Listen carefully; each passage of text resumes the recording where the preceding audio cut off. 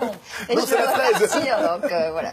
Pour la recette du Fred, couscous à la avec fraise. donc Jeanne Masse, Oui. qui revient avec un album. Elle prétend que c'est son dernier. Alors, elle dit haut et fort que c'est le dernier. Jeanne Masse, la jeune génération ne s'en souvient peut-être pas, mais ça a vraiment été un phénomène. À partir de 1984, une toute petite anecdote. Moi, j'étais pion à l'époque, j'étais surveillant dans un lycée de la banlieue parisienne. Vous aviez des classes entières de gamines qui s'habillaient comme Jeanne Masse. En rouge et noir, donc. En rouge et noir, en noir, cette espèce de look à la Dépêche Mode, avec le petit bandeau dans les cheveux, avec un maquillage noir extrêmement outrancier. Elle le faisait avec beaucoup de grâce. C'était une chorégraphie extrêmement personnelle. 1984, toute première fois. Sa première télé, il y a un jeune artiste, mais qui a déjà de l'expérience, qui est là dans les coulisses, qui s'appelle Enrico Macias, qui l'a voir regarder faire sa première télé, qui lui dit, toi, ma fille, tu vas faire une grande carrière. Il s'était pas trompé, Enrico. Et donc, effectivement, elle a vendu en 3 albums, c'est vraiment devenir une star. Et puis, les années 90 sont arrivées. Ben voilà, elle est partie aux États-Unis où elle va nous l'expliquer. Elle a eu beaucoup plus de liberté. La notoriété commençait vraiment à beaucoup lui peser. Aujourd'hui, elle a envie d'être auteur pour les autres. C'est une véritable artiste. Elle s'intéresse à plein de choses. C'est une véritable artiste. Elle est véritablement sympathique, réellement. Même quand la caméra s'est éteinte, elle continue à être sympathique. C'est pas le cas de tout le monde. Elle est généreuse et nous, on a eu beaucoup de plaisir à la rencontrer. Regardez. Souvenez-vous, il y a quelques 30 ans, on l'avait connue avec Toute Première Fois.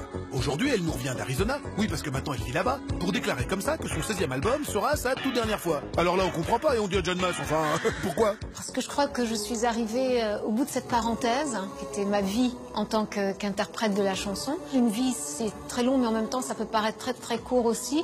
Et j'ai l'impression que je n'aurai pas le temps de tout faire. Donc voilà, au niveau de la musique, j'ai donné le meilleur, j'espère. Et voilà, ça doit s'arrêter. Alors retour à la case départ avec une toute jeune Jeanne Masse, improbable speakerine à la télé italienne. Je me trompe toujours dans les programmes, je me trompe toujours dans le titre du film. Enfin, j'ai rien du tout d'une présentatrice, pas du tout. En revanche, la demoiselle avait tout d'une star. La preuve, cette toute première chanson qui a connu toutes sortes d'interprétations.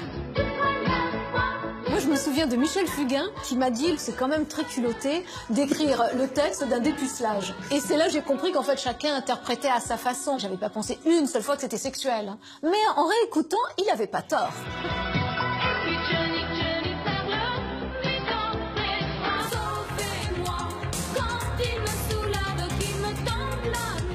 Des millions de disques, des palais des sports pleins. Comment avez-vous vécu cette folie de succès?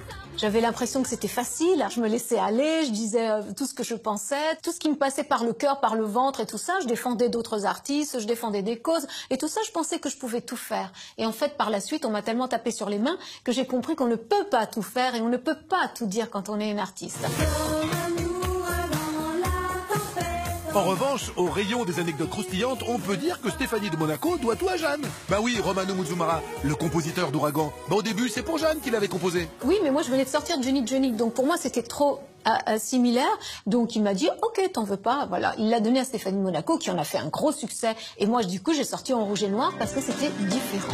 Rouge et noir, j'exilerai ma peur, j'irai plus haut que ces montagnes de douleur. Quel regard vous portez sur les tournées de type nostalgie années 80? Les tournées 80 aussi bien que les autres, c'est la répétition constante de ce que tu as fait quand tu étais jeune. Ben, il y a un moment, moi, ça me gonfle, parce que j'ai envie de faire autre chose. Je n'ai plus 20 ans, je n'ai plus 25 ans, et aujourd'hui, j'ai envie de m'exprimer différemment. L'écriras-tu demain? Et c'est comme auteur de théâtre que Jeanne aimerait bien écrire les prochaines pages de sa vie. Le théâtre est venu comme ça d'emblée parce que j'adore les dialogues, et donc j'ai commencé à écrire une première pièce. Les réactions étaient tellement positives, je me suis dit, j'ai peut-être quelque chose. Et donc j'en ai écrit une deuxième, une troisième, une quatrième. Là, j'en suis à la quatrième. C'est quelque chose d'extraordinaire de passer derrière les lumières pour ensuite pouvoir vieillir tranquillement et ne rester qu'auteur. Bon bah merci Jeanne et bonne chance alors pour cette nouvelle carrière.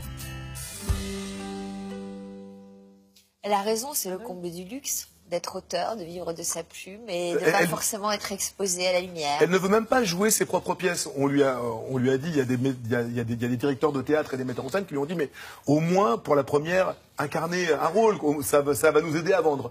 Elle préfère vraiment être derrière, elle veut vraiment être auteur. C'est vrai, on ne le dit pas assez, Jeanne Mas était vraiment auteur de tous ses textes. Et il y avait une écriture, Jeanne Mas. Si vous lisez les textes, il y a vraiment une plume, il y a vraiment un style. En tout cas, c'est quelqu'un qui vieillit bien, qui grandit bien, qui continue bien dans ce métier, sans aigreur, sans amertume. Et c'était un vrai plaisir de la rencontrer. Voilà. Alexandre. On va parler aujourd'hui du droit des animaux.